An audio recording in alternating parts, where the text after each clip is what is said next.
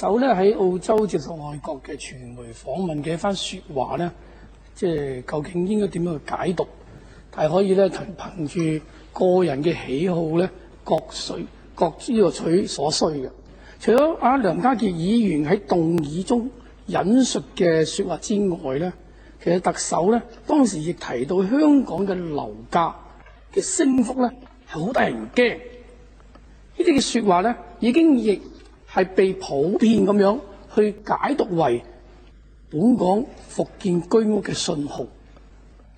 為咗滿足市民對住屋嘅需求，復建居屋應該係一個長遠嘅房屋政策，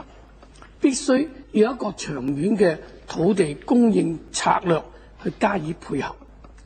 民建聯較早前呢係曾經建議政府研究一下釋放郊野公園旁邊嘅土地嚟興建居屋，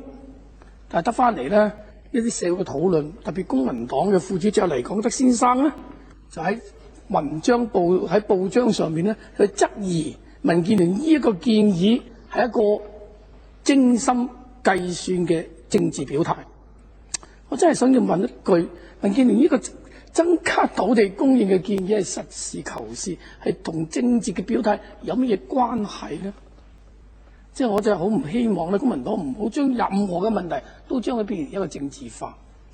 黎廣德先生認為香港仲有唔少未開發嘅土地係可以興建居屋，正如民建聯嘅建議係冇實際嘅需要。其實黎先生嘅質疑咧，等於有啲人問：香港機場2條跑道都未飽和，點解仲要去興建第3條跑道呢？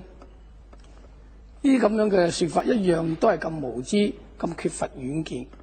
民建聯認為特區政府當務之急，除咗要拍板復建居屋之外，仲要認真咁樣制定全面嘅土地供應政策，作為配合